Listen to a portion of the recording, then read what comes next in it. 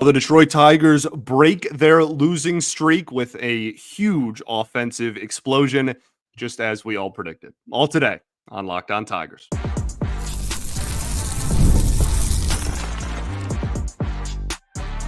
You are Locked On Tigers, your daily Detroit Tigers podcast. Part of the Locked On Podcast Network, your team every day. What is up, everybody? Welcome back to another edition of Locked On Tigers. I'm, of course, your host, Scott Bentley. Today is Wednesday, May 8th, 2024. Thank you so much for making Locked On Tigers your first listen every single day. We are free and available wherever you get your podcasts, including YouTube, part of the Locked On Podcast Network, your team every day. Today's episode is brought to you by eBay Motors. From brakes to exhaust kits and beyond, eBay Motors has over 122 million parts to keep your ride or die alive. With all the parts you need and all the prices you want, it's easy to bring home that big win. So keep your ride or die alive at ebaymotors.com. Eligible items only. Exclusions apply. eBay Guaranteed Fit is only available to U.S. customers. And the Detroit Tigers explode for 11 runs on the head of the Cleveland Guardians in Cleveland on Tuesday night. Happy Wednesday to all. An 11-7 victory for your Detroit Tigers that not only stops the 4-game losing streak, obviously, but they are now 19-17 on the season. And despite how horribly the last 4 games have gone for you offensively, and how much complaining I have done, and kind of the general mood of the fan base being somewhat negative over the last 4 games, you are in a position where on Wednesday you're going to be playing for a series win over the first place team in the American League Central. And that's a good thing. 2 thumbs up, as a wise man once said. So this was a really big win, though. I really believe, as big of a win as a game in early May could be. I'm not trying to make this sound like it was the World Series or anything, but not only does this, like I said, stop the 4-game losing streak, which I talked about a lot going into the season, and just how last season they had that big 9-game losing streak. If you not even flip all of those to wins, obviously, but you can't play that game. If you even just spread it out, if you even just throw 3 wins in there, 2 wins in there, and break it up a little bit so it's not just 9 straight L's, you're talking about a much different season. You can't let losses pile up over the course of a year. So I think this was a big win for that reason, but also, not to standings watch in May or record watch in May, but this is the difference between being 2 games over 500 and being 500. So, if you are trying to just keep your head above water until the presumed, players on this team that you expect to do better offensively come around, then these are the kind of wins that matter. And 11 runs is not going to happen every night. I think we're pretty well aware of that at this point, but a really big, and again, I think genuinely a pretty important win, again, for as important as a win in early May can be. So let's talk about what went right in this ball game. A whole heck of a lot. I'll tell you what, we're not going to bury the lead here. We're not going to, I'm going to take my journalist hat off. We're not going to bury the lead. Andy Ibanez with one of the craziest performances we've seen from a Tigers hitter in recent memory, like in a minute. He went 4 for 4 with a walk. So he had 5 plate appearances and got on base in all 5. He had 2 home runs, 4 RBIs, and a double. So got on base 5 times, was a triple away from the cycle, and had 2 home runs. Absolutely remarkable. Like I said, the 4 RBIs. He absolutely crushes lefties. And that's something that's dated back to last season, that AJ Hinch found out about him pretty early on. Not that I ever have to worry about this because AJ Hinch is our manager, but he should absolutely be somewhere at a minimum in the lineup against every single left-handed pitcher for the foreseeable future. And again, that was already going to happen. I don't think that there was really any chance that wasn't going to happen, but he deserves it, and he should be. And he is one of the best left-handed. He is one of the best hitters we have against left-handed pitching. His approach is also so I'm going to call it simple, but that's not like in a negative connotation. Like it's just hit like, and that's like way oversimplifying it, obviously, but like he's not going to walk a lot. I'm pretty sure this was his first walk of the season. Obviously, he missed a little bit with injury, but like he's not going to walk. He's going to go up there with the intention of hitting. He's going to expand the zone sometimes, but he's not going to just swing willy nilly either, right? Like he works some counts throughout this entire ball game, even besides the walk. But his goal is just barrel up, pitches over the heart of the plate. That's all he looks for. That's it. Just throw the barrel, literally throw. It looks like he's throwing the bat. Literally just throw the barrel onto mistake pitches over the heart of the plate. That's all he tries to do. And the dude absolutely rakes against left-handed pitching. I adore Andy Ibanez. I really do. I absolutely love the dude. I loved when, he got a little chin music there early on, right? Fastball up and in, and after he had already hit 2 homers. So gave the pitcher, whose last name was fittingly Avila, kind of a side eye there and kind of stared him down a little bit, then hit the ball into right field, got a single, and then stared him down again at first base. I love it. I absolutely love it, dude. The team needs some more of that, I think. He's just a ball player. And I've said this before, and I'm sure I'll reiterate it again throughout the course of the season, that he's just such a gritty ball player. Like the dude just loves the game of baseball, and he preps all day for his moment in the batter's box. I cannot say enough good things about him. He obviously has his limitations as a player, but that is a guy that I'm sure everybody on that roster loves having on his team, and I know AJ Hinch and the coaching staff adore him as well. Love Andy Ibanez. Jake Rogers in this game. Couple of knocks, 2 extra base hits, 2 for 5. Since April 22nd, and this is going into this game. So this isn't even including the 2 doubles that he hit on Tuesday night. He has had a 321 average and an 851 OPS. That's since April 22nd. It's not exactly a small sample size. It's not huge. It's not tiny either. So I think that is a good sign. That's why he found himself in the middle of the lineup again against the lefty. He kind of has always, last year especially, hit lefties way better than he hit righties as well. But yeah, that's good to see. The average getting back close to 200, the season OPS getting back close to 600.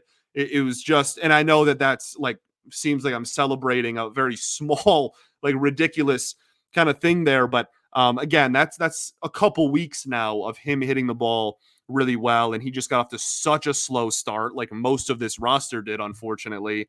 It's good to see those numbers at least rise somewhat from the 400 OPS that he had, 2 weeks ago. So that was good. Winfield Perez and Matt Vierling. Pretty much everybody, really. We'll talk about Ryan Vilade. Obviously, he was one of the biggest stories in this game, but Carson Kelly, I believe, was the only person to not record a hit, and he recorded a walk. So all 9 hitters got on base. Most of them more than once.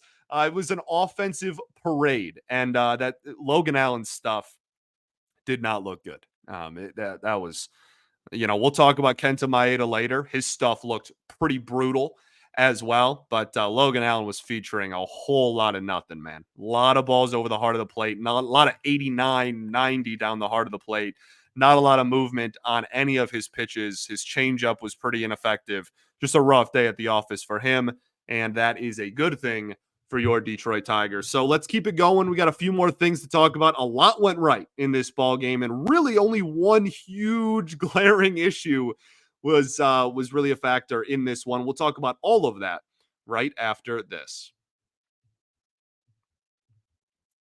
Going to talk to you all today about our friends over at eBay Motors. Look, passion, drive, and patience is what brings home a big victory. And it's also a formula for winning championships. And keeping your ride or die alive is eBay Motors' goal. eBay Motors is everything you need to maintain your vehicle and level it up to peak performance. Superchargers, roof racks, you name it, they have it. Speed, power, style. they have you covered. With over 122 million parts for your number one ride or die, you'll always find exactly what you're looking for. And with eBay Guaranteed Fit, your part is guaranteed to fit every time or your money back, because with eBay Motors, you're burning rubber, not cash. With all the parts you need and all the prices you want, it's easy to make your car the MVP and bring home a huge win. So keep your ride or die alive at ebaymotors.com. Eligible items only, exclusions apply. eBay Guaranteed Fit is only available to U.S. customers. All right, everybody, welcome back here. Segment 2 of Locked On Tigers. Appreciate y'all for tuning in, as always, making us your first listen every day. Shout out to the everydayers that do tune in every day. We will be back tomorrow recapping the series finale against the Cleveland Guardians. Also, be sure to check out Locked On Sports Today. As always, the free 24/7 streaming channel on YouTube. You can subscribe there or watch it for free in the Amazon Fire TV channels app. Okay, talking about everything that went right in this ball game, a lot of players find themselves on that side of the aisle in this one, with the big 11-run, 15-hit, 4-walk. That's 19 base runners for your Detroit Tigers. They hit with RISP. I almost shed a tear, right? I think they went 5 for 11. Yeah, 5 for 11 with runners in scoring position as a team. Obviously, the big ones in that department were Ryan Vilade, who came through twice with runners in scoring position, goes 2 for 4 with a walk, so that's on base 3 times, 3 RBIs. Look, they scored 11 runs, but this was obviously, if you watched, a very close game for a majority of it. And so even though we look back and we go, oh, 4-run victory, you put up 11, whatever.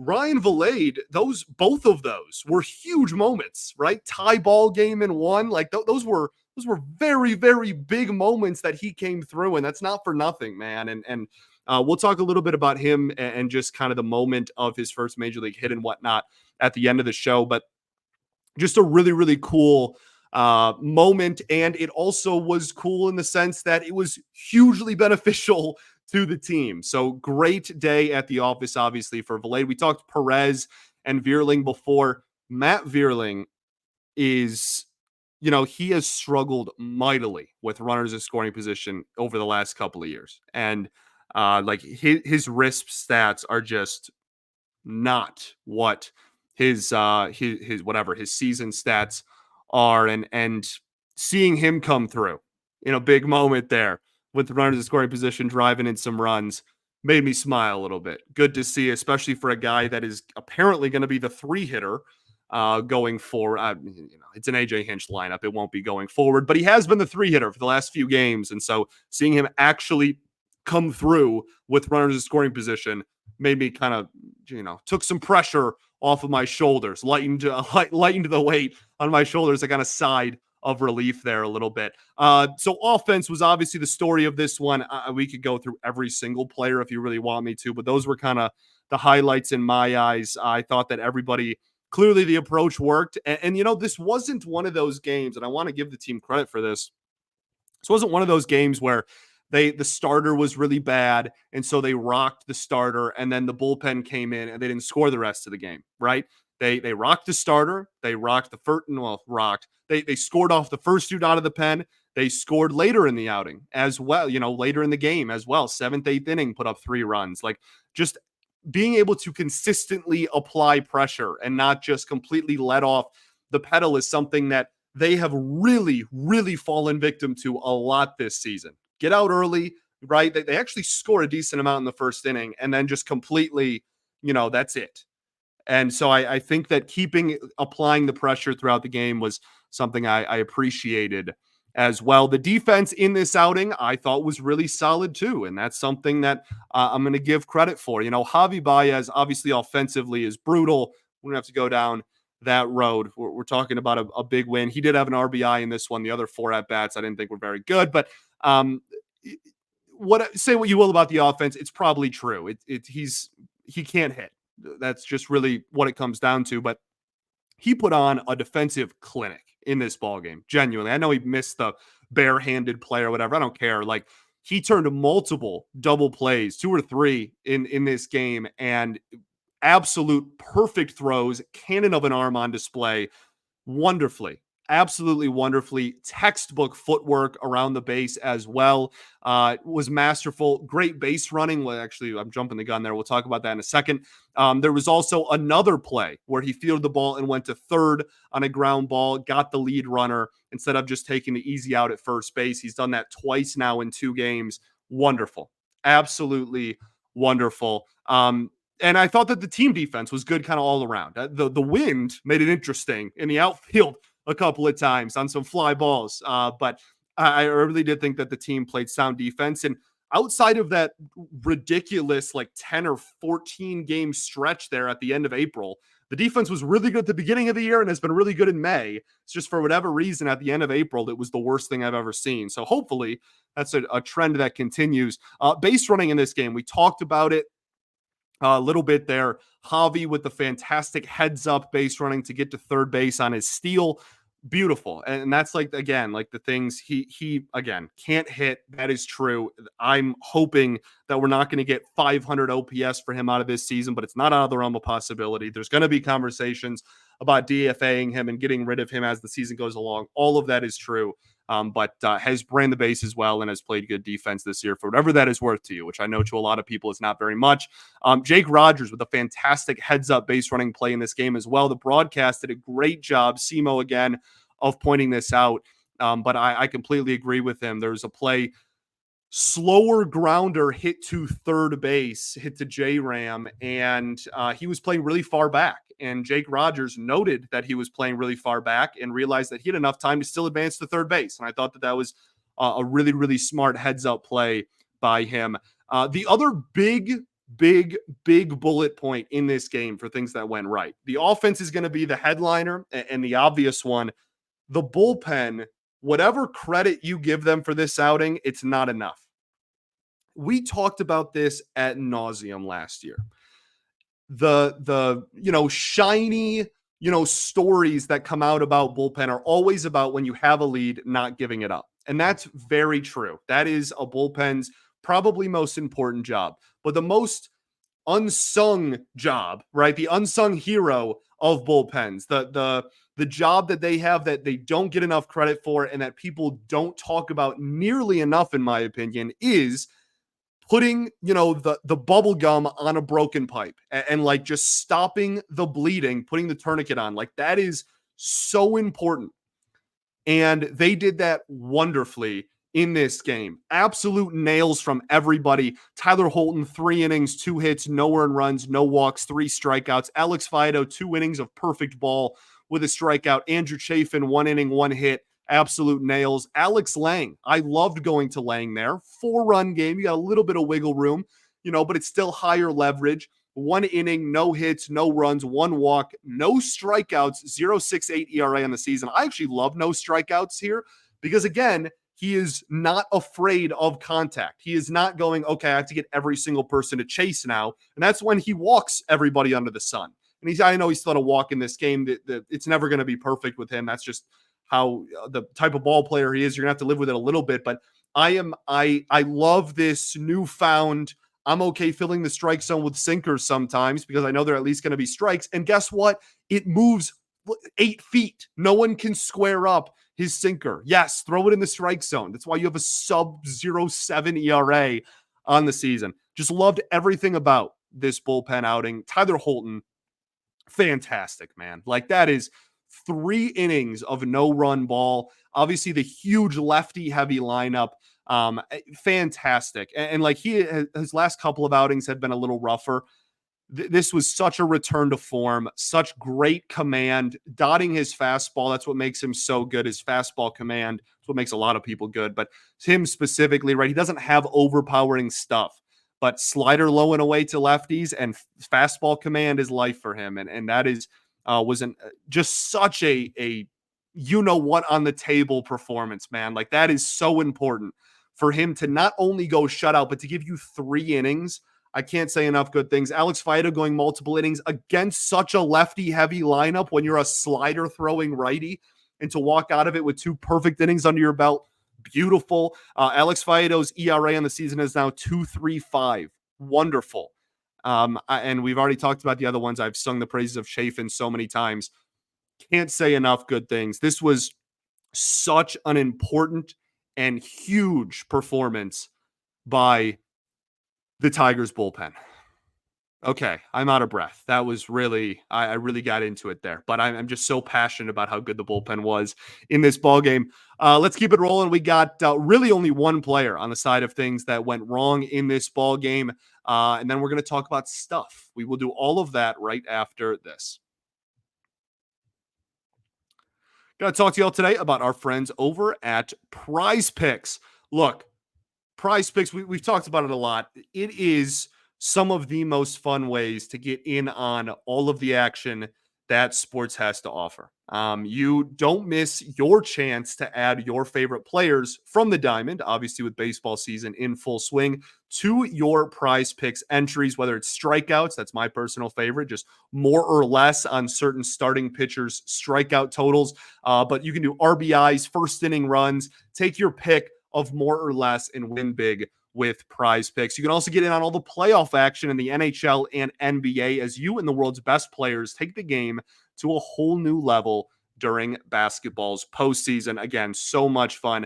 I'm a big fan of Tyrese Halliburton, huge fan of his, and I just absolutely love going more on his assist totals. It has worked out decently well for me. And again, that's just one of many ways. That's such a fun series just in general. Peak 90s basketball is back, baby. And yeah, you can get in on the action even more with Prize Picks. So download the app today and use code LOCKEDONMLB for a first deposit match up to $100. Pick more, pick less. It's that easy. All right, everybody, welcome back. Your third and final segment of Locked On Tigers. Appreciate y'all for tuning in as always. Let's talk about what went wrong in this ball game. Unfortunately, really the only player that's on this side of things is Kenta Maeda. 2 innings pitched, 5 hits, 7 earned runs, 3 walks, just the 1 strikeout, and the 1 long ball given up. His ERA now balloons back up to 6.75 after it had been coming down in his last few outings. Really just not great. We talk about it sometimes, you know, when doing analysis and giving analysis, there are instances in which everything goes so right that there's not too much to say because you're like, well, everything went right. You know, that's really all there is to it. And then there's the flip side where everything goes wrong. And it's like, I don't even know what to say. It's not like literally nothing was working. He was struggling mightily. Nothing he threw looked good.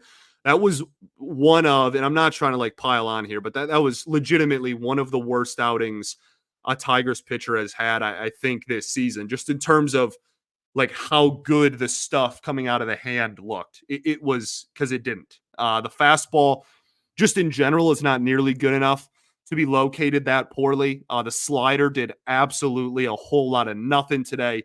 The splitter, look, when it's not getting chases, when his splitter is not getting chases low in the zone, when people are not going fishing on that well below the strike zone, usually that means that he is going to be in for a long day. Because if he's not getting people to chase on his splitters low below the strike zone, it hasn't been great when that isn't working. That sets up everything else for him. His fastball, again, it wasn't awesome today, tops out at 91. His slider has been kind of meh, just like mid this season. He really needs the splitter to be effective for him, his arsenal to be effective. And in this outing, it wasn't, so his whole arsenal wasn't. And, you know, looking ahead, I know everybody wants him, you know, like DFA'd or cut or whatever. He's not going anywhere in the immediate future. We'll see how the month of May goes. That's kind of what I have to tell you. He's not getting cut tomorrow. He's not getting DFA'd tomorrow. That's, you know, they signed him to a 2-year deal. You have to remember he's not going anywhere, you know, within the next week. Now, if his next 4 starts all absolutely suck, then there's going to be a much more serious conversation because 2 years is not 6, right? This isn't like Javi. This isn't, oh my goodness, we're just stuck with him kind of no matter what. 2 years is expendable if you really want it to be, but you have to make sure that you really want it to be. So they're going to be sure. And he's not going to go anywhere anytime soon. His last 2 outings were really good. If his next outing to me is very important. If he goes out there and he shoves again, he looks like he did in his last 2, wonderful. That's 3 of your last 4 outings you'll have looked really good in. I can live with taking your lumps on one rough day, whatever it is. But if not, then the conversation becomes you've had 2 good starts all season. And that's a really tough conversation to have for a guy, again, that you signed to a 2-year deal. So I really am hoping that he throws well in his next outing, because I think that would help this situation a lot. Again, this team has pitching depth. It's not an issue. Not an issue at all to find a pitcher that could do better than 6.75 ERA baseball at the major league level. So going to be pretty important for him to get back on track here pretty quickly, but not anything happening, within the next week or two. That's kind of it. Like, Torkelson hit everything in the exact same spot the entire game. They were all just grounders down the third baseline, even his double. Like, that's all he did the entire outing. He's clearly making adjustments with his timing. There were some fastballs that he pulled. I like to see that. He was also late on some fastballs too, though. Like, give and take a little bit. We'll see, I guess. If I had to complain about something else, I guess maybe that would be it. Javi had an RBI. Outside of that, again, I thought his other 4 at-bats were kind of brutal, to be honest. But we scored 11 runs. So, really the only big glaring issue was Kenta Maeda's performance. That's kind of it. So not a whole lot. Just one player that gave up 7 runs and made it a close game. But we'll take the win, and we'll take 11 runs any day of the week. Let's talk everybody's favorite segment stuff. I think it's hilarious that Spencer Torkelson leads the American League in doubles. I'm sorry. He struggled. Certainly am not telling you otherwise. I'm not trying to convince you he's good because of it. I just think I think it's funny. Like, baseball is just so fascinating. Like that, if you have any sense of humor, that makes you chuckle, right? You've watched him this year. You know he has not been good. He's been brutal.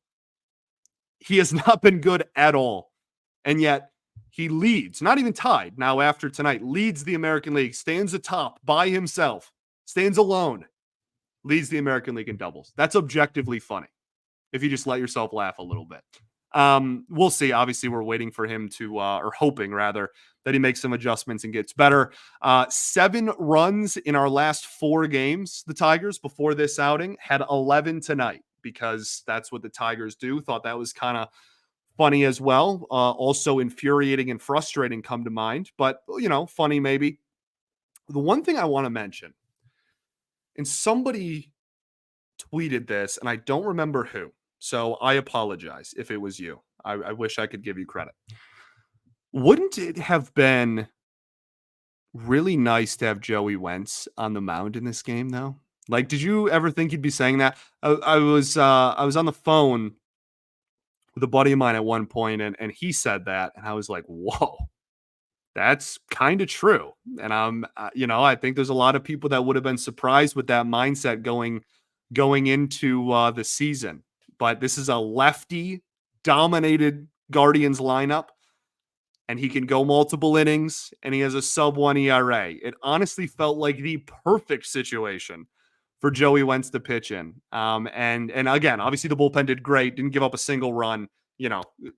Great job. I'm not mad with how it went, but it just in the moment, my buddy said that, and then I saw it a couple minutes later when I went on Twitter. I was like, wow, that's wild. That's really wild. That's wild that's kind of true. So just, again, a testament to how good. Go look at Joey Wentz's Baseball Savant page. You're going to see a whole lot of red, baby. We'll end with Ryan Vilade, man. I love baseball. The interview with his mom, just fantastic. Just great. Seems like a fantastic human being. Talked about her job a little bit. Just absolutely awesome.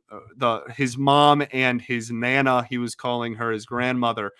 when he was batting, just locked in, pacing around. Mom can't watch, but like is watching, like through her fingers kind of thing. First major league hits just never get old, man. They really don't. And his is different too because he had a 2 year gap in between his major league appearances. Like that's you get one opportunity, you think maybe I'm never going to have this again. And he's only 25. This dude isn't like over the hill. And the comments after the game, Johnny Kane, who always does obviously a fantastic job for Bally, did a great job with his post-game interview and was just asking him about that. And he mentioned it and he was like, man, it was emotional, meant a lot. And just said he was going to enjoy every single moment, in the clubhouse with the guys and on the field and everything, just because he's been waiting for that moment for 2 to 3 years. And talked about his family's foundation, which, it just everything was just so cool. And he just seems like such a good guy. His family seems like such a good family. Just first hits will never, ever get old to me, ever. Baseball is just the beautiful game, man. I come on here and I get red in the face mad and we all get angry when the team doesn't score runs and all of this. And obviously I'm going to keep doing that because I care about the team and I am upset that they don't score runs. But those kind of moments are the moments that just make you, think of like your younger baseball memories. And when you first fell in love with the game, playing T-ball, watching with your, parents or grandparents or whatever it is, like those are the ones, man. That's ball right there. And I just love this beautiful, stupid game more than anything. Really, I do. And first hits always, and first, appearances for pitchers, first strikeouts, whatever, always kind of make you feel that again. So just the beautiful game. And shout out to Ryan Vilade. Fantastic night. Again, seems like a great family. Just a really, really cool moment all around. So wanted to give him his flowers there. Like I said, Tigers win 19-17 on the season. Finale will be a day game on Wednesday, 1:00 start time. You're going to get Reese Olson versus Tanner Bybee. For the love of everything on this planet, please give Reese Olson some freaking run support. Oh my goodness. I'm going to freak out if they don't. I please, please. Thanks for making Locked On Tigers your first listen every single day. Shout out to the everydayers that do tune in every day. We will be back tomorrow recapping the series finale against the Cleveland Guardians, as well as anything else that happens in the Tigers world. All right. I appreciate you all greatly. We'll be back tomorrow. Peace and love. Going to therapy's dope. I'll catch you all then, baby. Go Tigers.